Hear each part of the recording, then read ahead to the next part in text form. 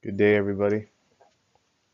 So today in this class, we'll be talking about pricing decisions, and ooh, and this is week 10 slides. So you guys have your quiz next week, just like your global business environment class. So watch these slides, and then we'll go over the stuff in class. Okay. So pricing strategies. What are pricing strategies? Pricing strategies, a business can use a variety of pricing strategies when selling a product or service. Okay, so how do you price your product or service? To determine the most effective pricing strategy for a company, senior executives need to first identify the company's pricing position, pricing segment, pricing capability, and the competitive pricing reaction strategy. So we're not going to get too much into all that stuff, but that's basically it, right? If you want to if you want to get your pricing, you want to figure out how to price a product or a service, you have to go through a few different steps. So what are some common pricing strategies? Um, Obviously, it's one of the most important aspects of your marketing strategy. These are basically the strategies that they include. Okay, these are the most common ones. Cost plus pricing, competitive pricing, value-based pricing, price skimming, and penetration pricing. So I wanted to touch on this a little bit more with you guys because this is a lot more realistic than the stuff we're talking about before. So cost plus pricing. So basically simply calculating your cost and adding a markup. Okay, so cost plus pricing. So you have to figure out how much it costs you guys to make the product or how much it costs to get the service done. And then on top of that, just add your margins. And competitive pricing. So setting a price based on what the competition charges. So a lot of times you can't really go up against, like if you're a manufacturer, for us right now, we manufacture construction equipment. We can't mark up our price like ridiculously high because we have players in the industry who are much lower. So we have to be competitive in order to stay in the market. Then value based, right? Then you set a price based on how much the customer believes you're worth, right? So value based is uh, it it's in a few different industries where people pay for the value of your work. So like you'll see it a lot in like different trades, right? You'll see it in like some people go to like for example females will go to a lash extension or get their nails done, but they go to a certain person and pay them higher than they would pay anybody else because they just trust their work. They have more value to that work, right? Price skimming, so setting a high price and lowering it as the market evolves, right?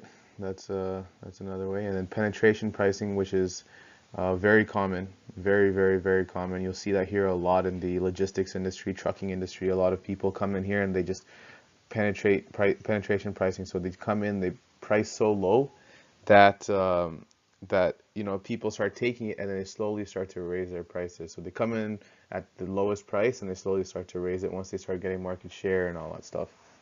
Okay, so those are some common pricing strategies. Environmental influences that impact prices. So there's stuff that happens in the environment that impacts prices. Okay, so the first one's competition. So competition between different companies, like I said before, right? You can't be selling the same product for majorly different pricing, right? You can't be selling too much. Can't be selling anything for too much because the competitor will just come in and take your business. Market competition motivates companies to increase sales volumes by utilizing the four components in the marketing mix, also referred to as four Ps. Okay, and then the economy, right? Your pricing of your product is going to depend on the economy. So if your product is more scarce, if your product is more there's a high demand for it but supply is low, then obviously you can use you can leverage that to yourself. Like for me, for example, so when I was trading commodities, we were trading oil and soybean and all that stuff. So when I was trading the oil, we were the biggest manufacturers of oil on the East Coast of North America. So East Coast means that Quebec region, and stuff like that. All the big ones were all in the West, Midwest, or in the West, completely in Vancouver, Chicago, stuff like that. So we were the biggest here. A lot of companies in New York, New Jersey, all that stuff, they needed oil, right? So they would ask us, hey, can you send us this much oil? And then the oil trader that I was working with initially, who first had my job when I first came in, he was a head oil trader.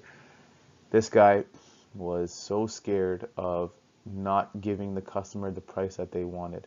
And when I first came to the company, I was, when you first come to a company, you have to conform a little bit. You have to kind of do what they do, right? So that's what I was doing. I was just listening and everything to what they were saying. As he's like, yeah, if we don't sell this oil, then, they're just going to buy from somebody else. And if they buy from somebody else, then we're going to have our oil backed up and our plant's going to shut down. And when our plant shuts down, it's $100,000 a day for the plant to run. If the plant shut down, it costs us $100,000 a day that it shut down. So it's telling me all this stuff, right? So we were sitting there, I was waiting, whatever. Few months went by, and I was just started to realize things. I started to learn the business a lot more. I started to understand why people are going with us versus other people and stuff like that. And I realized that the main reason that people are going with us is because we can offer trucks. We offer trucks at a very competitive rate. People love trucks as opposed to rail cars because in the wintertime the rail cars get stuck on the railways, and it takes them months and months for them, or weeks to get their product. But with a truck, it goes right to their plant, unloads, comes right back. So I'm sitting there, I'm thinking, and then I talked to my CEO. I said, hey, can I start trading? Can I start trading? Can I start doing the sales? And he said, Waleed, okay, you could try. Just start doing a few, whatever. So I started doing a few. My third month in the company, I landed a $1.5 million biodiesel deal. And it was unheard of because everyone kept saying, oh, we've tapped the entire market. There's no other customers out there. You can't get any new customers.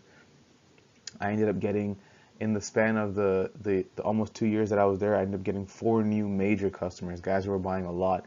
And I asked these guys, I'm like, how did you guys not know about this? Oh, we just didn't know. We didn't know they existed. And I'm like, yeah, because you guys didn't pick up the phone and call. Like, you guys didn't, do your market research.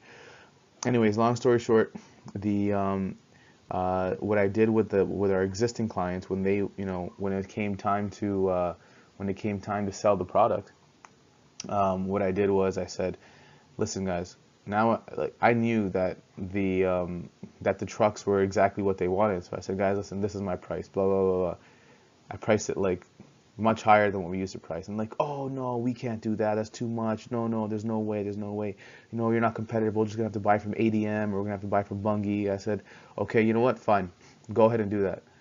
So the last quarter of 2014, so November, it was um, it was October, November, December. They didn't buy any oil from us, so we had a lot of oil stuck, backed up at our plant. And my CEO is getting pissed, like he's getting so mad, saying, "Why the hell is this oil still here?" And stuff. I said, I'm like, relax. Like we have to try and show them that we're not stuck to just them, right? Just these clients.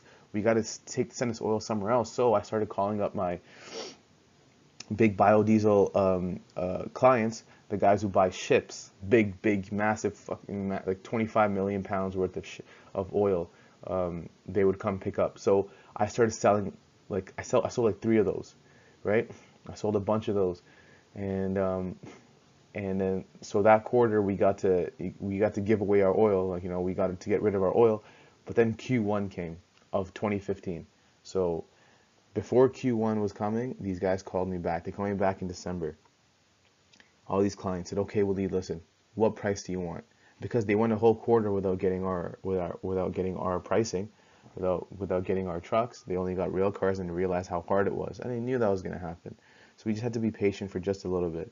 And then they came back. They came back in January or in December, end of December, saying, "Okay, we have to buy for January, February, March." And I said, "This is my price. Take it or leave it." And they all took it. And then when I took it, we signed the contracts. I showed it to my CEO, my CEO, my CFO, everyone was there. They're all just like, "Wow, Waleed, what an amazing trade you just made." I'm like, "Yeah, man, this is super like simple, easy stuff. You gotta understand, if the ball is in your court, you have the opportunity to price the way you want, right? Like if people are looking for at your company as the one that is going to help their company grow, of course they're going to pay the price. So that's basically it. And then what? Government regulations, just government rules and laws, right? Those are things that impact pricing on a certain product or service. EPG model is an international business model including three dimensions: ethnocentric, polycentric, and geocentric. So ethnocentric approach to recruitment means that we hire people from our parent country to fill positions all over the world. For example, if we want to fill an executive role in a foreign country, we could relocate one of our existing employees who's a permanent resident of our parent company. EPG model. Okay. Polycentric: when a company adopts a strategy of limiting recruitment to the nationals of the host country, local people, is called the polycentric approach. The company that adopts this method normally have a localized HR department which manages the human resources of the company in that country. Okay. Geocentric approach is one of the methods of international recruitment where multinational companies recruit the most suitable employee for a job irrespective of their nationality. Their regiocentric approach uses managers from various countries within the geographic regions of business. Okay, so I want you guys to sit here. I want you guys to understand that. I'll be asking you guys questions about this in class. Gray market goods is market goods in which goods have been manufactured by or with consent of the brand owner, but are also sold outside the brand owner's approved distribution channels, an activity that can be perfectly legal. So basically, you're taking you get rights to sell this company's product in, let's just say, at your stores, but you also take that product, when you get all of that product, you sell it like wholesale to somebody else so they can sell it as well. So that's kind of gray market goods. In the securities market, a gray market is a market wherein a company's shares are traded before they're issued in an initial public offering. So before an IPO starts, sometimes people just can purchase those shares before the company is even put on the stock market. Gray market goods are legal, non-counterfeit goods manufactured abroad and imported into the U.S. without consent of the trademark holder and sold through unauthorized dealers. So basically, let's just say you're in China and you buy a bunch of, or let's just say you're in the U.S., you buy a bunch of Apple iPhones, right? A ton of them. So you buy 1,000 Apple iPhones and you take it down to Africa, you start selling them in Africa. You purchase them legally, and now you're selling them legally in Africa, but they're called gray market because they don't come from like the actual source. Okay, very simple. So there's different types of price fixing. Okay, agreement to raise prices. All competitors. So price fixing basically it's like match fixing. So when people come together to try and like kind of cheat the system, it's not right. So agreement to raise prices. So all competitors, let's just say that in my industry we have three people competing against each other, and we all come together, we all talk to each other and say, okay, why don't we raise the prices of our equipment so that we all can make money? Okay, so freeze or lower prices. Governments fix prices by setting price freezes. In 1970, inflation threatened to destroy consumers' confidence in the economy itself. The government fixed prices to stop inflation and restore confidence. So sometimes the government has to actually even get involved, right? They have to fix prices in order for inflation to stop, right? The government has to fix prices. When the government does it, obviously it's legal. It really is, it's something that you gotta, when this happens, when the pricing gets out of hand, when inflation gets out of hand in the government, then that's when the government steps in and puts fixed prices on like cars and bread and milk and stuff like that, so inflation doesn't take over. Horizontal price fixing, that is among competitors for a particular product. It's most famously done by the Organization of Petroleum Exporting Countries. Although countries do fix oil prices, they are government, not commercial entities. So basically kind of like agreement to raise prices. So Saudi Arabia, Russia, all these guys, they can all come together and say, okay, this is the price that we want to sell our oil at. Let's all just sell it at this price, and we can control the market. Vertical price fixing occurs among those in supply chains like auto manufacturer and its dealers. For example, a manufacturer of a popular doll might use its clout to force its retailers to follow the manufacturer's suggested retail price and offer sales or discounts. Okay, this type of pricing has been illegal.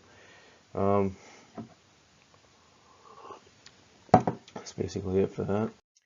So guys, that's the end of the slides. We'll be going live, and I'll be asking you guys questions. and quiz 3 next week. So we'll go over all that stuff in class. All right, guys. Thanks.